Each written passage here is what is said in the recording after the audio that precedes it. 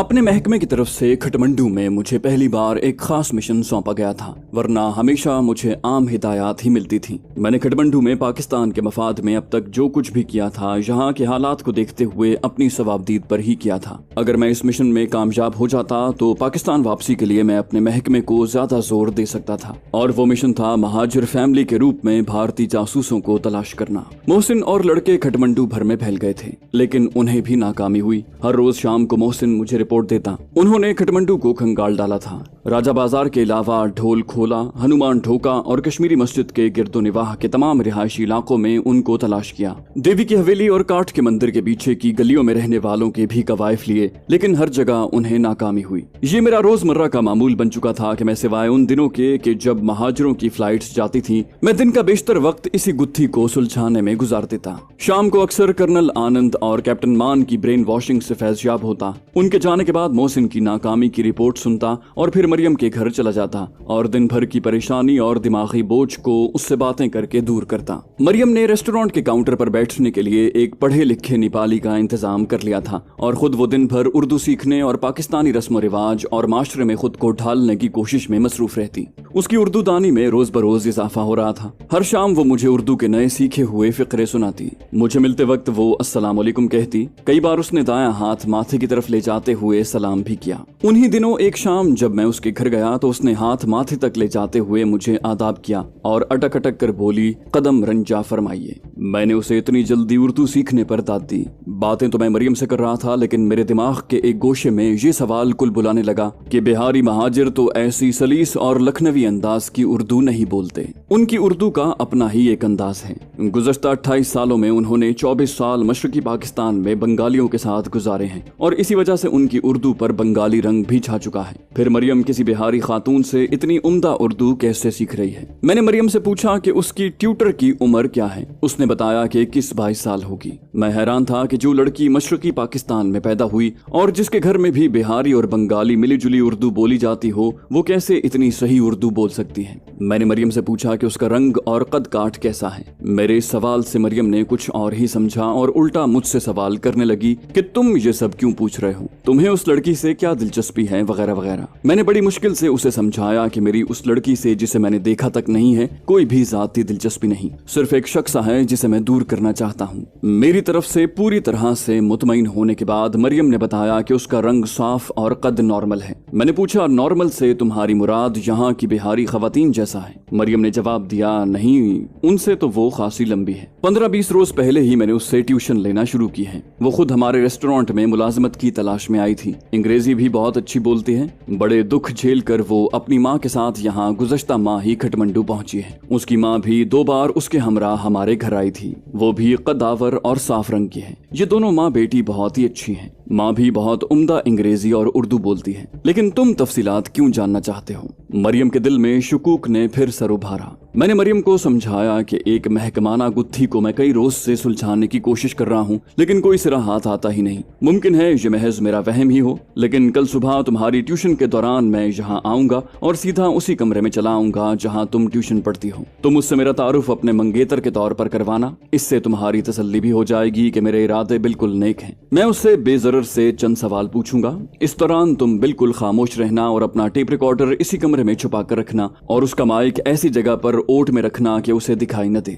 मेरे आते ही तुम टेप चला देना। वो बोली, लेकिन वो तो पूरा बुर्का पहनती है और पर्दा करती है, तुम्हारे सामने वो कैसे आएगी? मैंने कहा, देखो मरियम, जैसे कि मैंने पहले कहा, मुमकिन है ये महज मेरा वहम हो, लेकिन दूसरी सूरत में ये एक बहुत तजुर्बाकार भारतीय जासूसी के गैंग की अहम रुकन भी हो सकती है। मुझे उस गैंग की इत्तला कई रोज पहले ही पाकिस्तान से मौसूल हो चुकी है। मोहसिन और उसके साथी इस गैंग की तलाश में हर रोज सुबह से शाम तक बेसूद सारे खटमंडू की खाक छान रहे हैं और मेरा दिमाग उनके मुताल्लिक सोचते सोचते पक चुका है। अगर ये महज मेरा शक साबित हुआ तो मैं तुम्हारे सामने उस लड़की से उसकी बेपर्दगी के लिए मुआफी मांग लूंगा, और अगर वो मेरे शक के मुताबिक जासूस जासूसा निकली तो फिर बेपर्दगी का सवाल ही पैदा नहीं होता, क्योंकि वो मुसलमान नहीं। मेरी दूसरी बात भी गौर से सुनो, आइंदा न तो उसके हाथ से कोई चीज लेना और ना ही उसकी लाई हुई कोई चीज खाना या पीना, और चाहे कुछ भी हो जाए उसके हमरा कभी भी घर से बाहर न जाना। मैंने मरियम को इसी सिलसिले में कुछ मजीद हिदायत भी दी। जब मैंने मरियम को बताया कि मेरे ख्याल में ये लड़की जासूसी की उसी तिकोन की एक लाइन है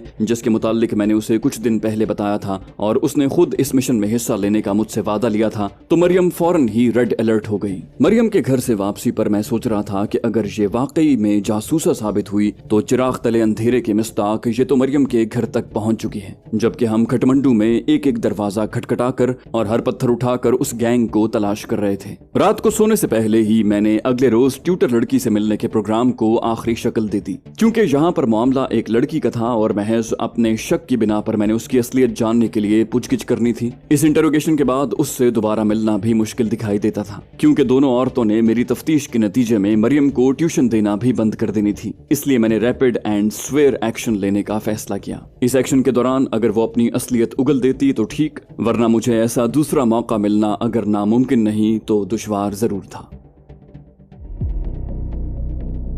अगली सुबह मैं अपने चीनी साथियों के हमरा बाजार गया और 30 की बाल काटने की मशीन, एक बड़ी तेज कैंची, एक दाढ़ी बनाने का उस्तरा और दरमियानी साइज की 2 खाली शीशियां खरीदी जिनमें सादा पानी भर लिया। एक विसल भी खरीदी। अपने प्लान के मुताबिक अपनी पूरी तैयारी और साजो सामान के साथ हम मरियम के घर की तरफ रवाना हुए। मैंने चीनी दोस्तों को समझा दिया था कि वो घर के बाहर खड़े रहें और सीटी की आवाज सुनते ही ड्राइंग रूम में चले आएं। फिर जो कुछ मैं समझा सकूं या जैसे मरियम कहे उस पर फौरी अमल करें। मैं बगैर इत्तला किए मरियम के ड्राइंग रूम में चला गया। मरियम अपनी ट्यूटर से उर्दू सीख रही थी। रोमन रस्मुल खत में वो आम बोलचाल के उर्दू फिक्रे और इन फिक्रों का इंग्लिश में तर्जुमा लिखती और मरियम का उर्दू तलफ्फुज ठीक कर रही थी। जब तक वो मेरी आमद को महसूस करती मैं उसके सर पर जा खड़ा हुआ। मुझे यूं अचानक अपने इतने करीब देखकर वो घबरा गई और दुपट्टे से अपने चेहरे को छुपाने की नाकाम कोशिश करते हुए बोली, मैं पर्दादार हूँ। मैंने बड़े पुरसुकून और धीमे लहजे में कहा, देखो तुम्हारा पर्दा तो अब बाकी नहीं रहा,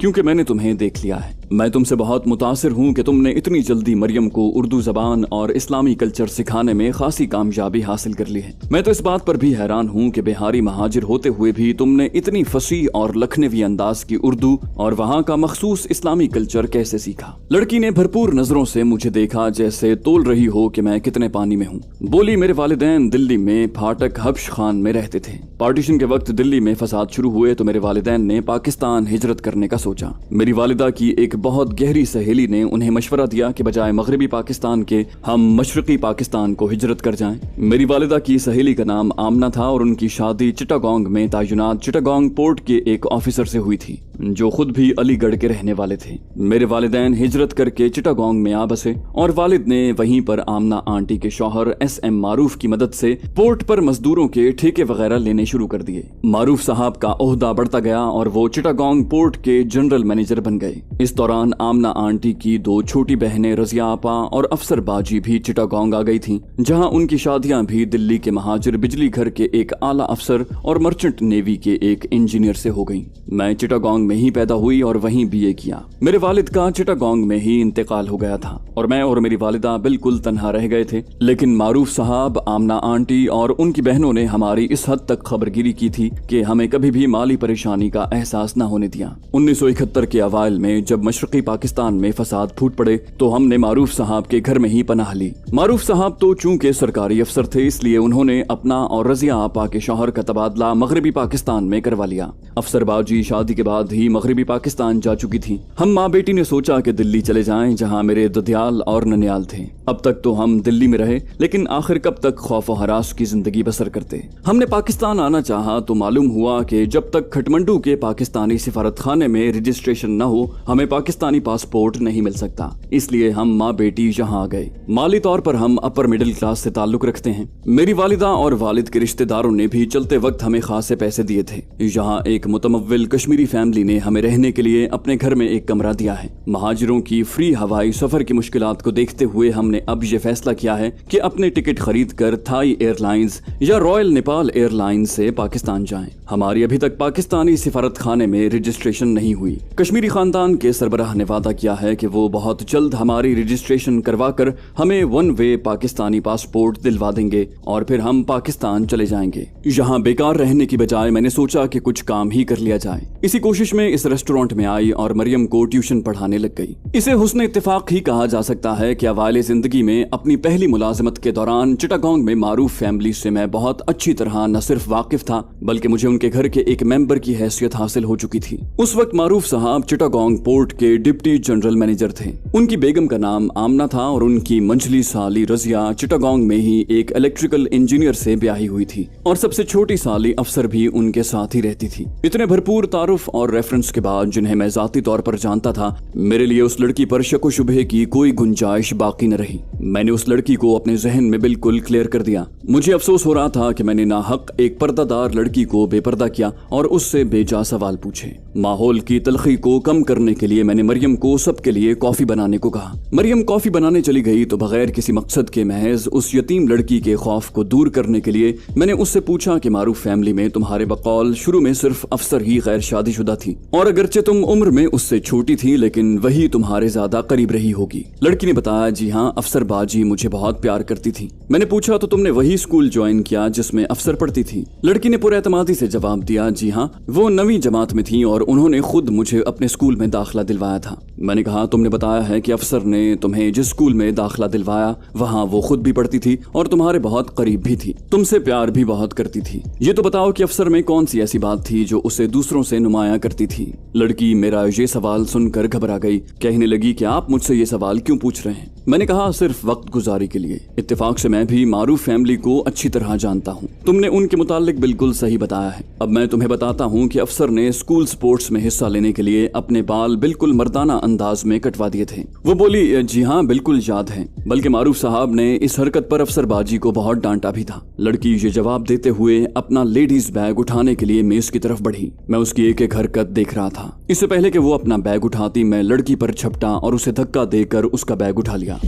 साथ ही मैंने सीटी बजाई। दोनों चीनी दोस्त भागते हुए ड्राइंग रूम में आ गए। इसी दौरान मरियम भी कॉफी की ट्रे उठाए कमरे में दाखिल हो चुकी थी। मैंने मरियम को कहा कि चीनी दोस्तों को कहे कि उस लड़की को पूरी तरह अपनी गिरफ्त में ले लें। मरियम में ये बुरी आदत नहीं थी कि पहले सवाल जवाब करके अपनी तसल्ली करे और फिर अगला कदम उठाए। मैंने जो कुछ मरियम को अंग्रेजी में कहा उसने फौरी तौर पर चीनी दोस्तों को कह दिया। दोनों चीनी आगे बढ़े तो उस लड़की ने अचानक अपनी लात से कराटे का ऐसा भरपूर वार चीनी दोस्त के चेहरे पर किया कि वो वहीं गिर कर बेहोश हो गया। अब ये लड़की मेरे और दूसरे चीनी दोस्त के दरमियान थी और कराटे के पैंतरे बदल बदल कर हम दोनों को बैक वक्त अपनी जद पर लिए हुए थी। मुझे उसका बैग खोलने का भी अभी तक मौका नहीं मिला था। मैं लड़की की घूमती हुई टांग के वार से बचना चाहता था। जो ही उसका ध्यान और रुख चीनी साथी की तरफ हुआ, मैं लड़की की तरफ बढ़ा। वो मुझसे गाफिल नहीं थी। उसने मुझे हिट करने के लिए सीधी टांग उठाई जिसे मैंने अपने जिस्म को लगने से पहले ही पिंडली से पकड़ लिया। यहाँ मेरा लंबा कद और उसी हिसाब से बाजुओं की लंबाई काम आ गई, वरना उसकी जरब इतनी शदीद थी कि चीनी दोस्त अभी तक बेहोश पड़ा हुआ था।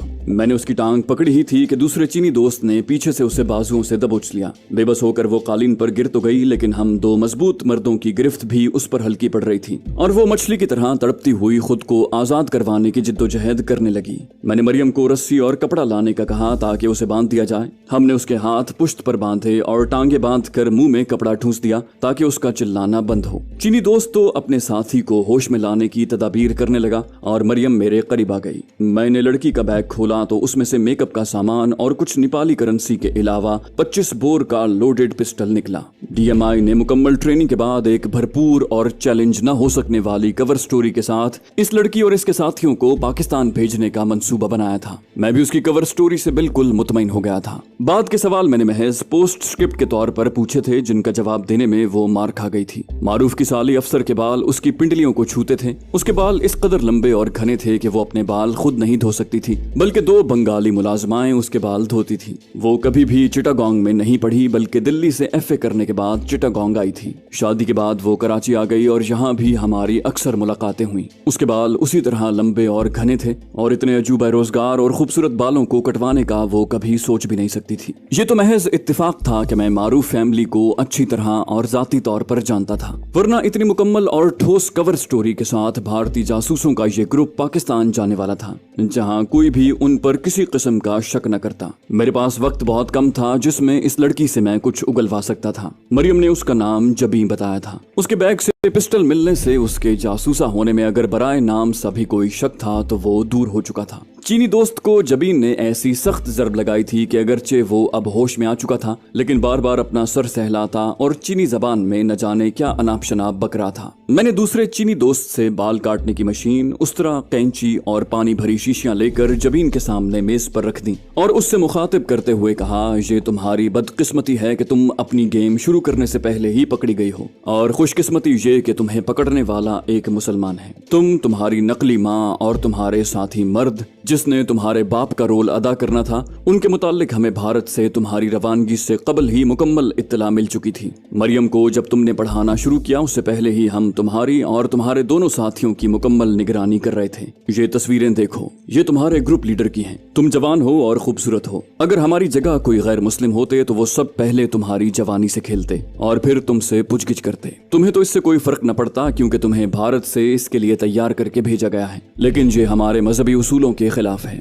लेकिन हम एक जासूस का जो हशर करते हैं तुम्हें शायद उसके मुताल्लिक कुछ नहीं बताया गया, वरना तुम कभी भी पाकिस्तान के खिलाफ जासूसी करने का न सोचती। अगरचे हम तुम्हारे मुताल्लिक सब कुछ जानते हैं, लेकिन ये सब तुम्हारी जबानी सुनना चाहते हैं। अगर तुम ताउन नहीं करोगी तो तुम्हारी जबान खुलवाने के लिए हमारा पहला मरहला ये है कि हम पहले तुम्हारे बाल काटेंगे, फिर तुम्हारे सर पर मशीन चलाकर तुम्हारे सर को रहे सहे बालों से भी आजाद कर देंगे। अगर फिर भी तुमने सच न बताया तो इस उस्तरे से तुम्हारी नाक और कान काटेंगे और फिर इन शीशियों में भरे तेजाब से तुम्हारे चेहरे को इतना भयानक कर देंगे कि तुम कभी आईना देखने की हिम्मत न कर सकोगी। अगर फिर भी तुमने हमें कुछ न बताया तो हम अपनी हार मान कर तुम्हें छोड़ देंगे, लेकिन छोड़ने से पहले मेरे चीनी साथी तुम्हारे हाथ पांव तोड़ देंगे ताकि तुम आइंदा कभी किसी पर अपने मार्शल आर्ट्स को न आजमा सको। मैंने ये तमाम बातें नफसियाती तौर पर उसे तोड़ने और मजाहमत न करने के लिए की थी। औरत के लिए सबसे ज्यादा कीमती शय उसका हुस्न होता है और सिवाय पाकबाज औरतों के इस किमाश की औरतें खूबसूरत दिखाई देने और अपने हुस्न को बरकरार रखने के लिए अपना सब कुछ कुर्बान करने को तैयार हो जाती हैं।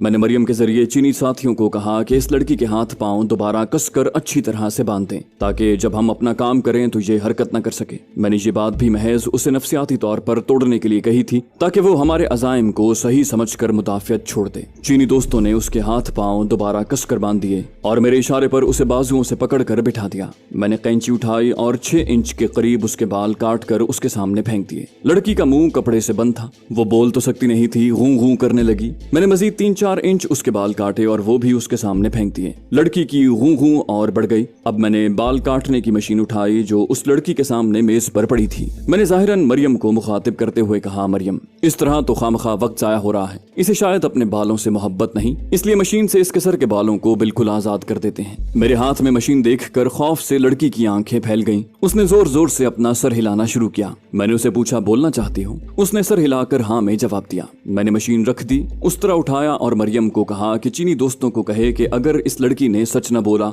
तो मेरा इशारा करते ही इसका एक कान काट दें। ये कहकर मैंने लड़की के मुंह से कपड़ा निकालते हुए कहा कि बिल्कुल मध्यम आवाज में बोले। लड़की की दहशत से जो हालत हो रही थी वो नाकाबिले बयान है। मुंह से कपड़ा निकलते ही वो लरसती हुई आवाज में बोली, मुझ पर रहम करें, मैं आपको सब कुछ बिल्कुल सच बताऊंगी, लेकिन भगवान के लिए मुझ पर ये जुल्म न करें। उसके भगवान कहने से ये तस्दीक तो हो गई कि वो गैर मुस्लिम है। मैंने कहा, ये तो अब तुम पर मुनहसिर है कि सब हकीकत बताकर खुद को बचा लो, वरना हमें मजबूरन अगला कदम उठाना पड़ेगा। मैंने ये कहकर लड़की को कहा, बोलो, लेकिन बोलते वक्त ये जरूर याद रखना कि तुम्हारी असलियत से हम अच्छी तरह वाकिफ हैं और जो ही तुमने गलत बयानी से काम लिया, मेरे एक इशारे पर तुम्हारा एक कान तुम्हारे कटे हुए बालों पर पड़ा होगा।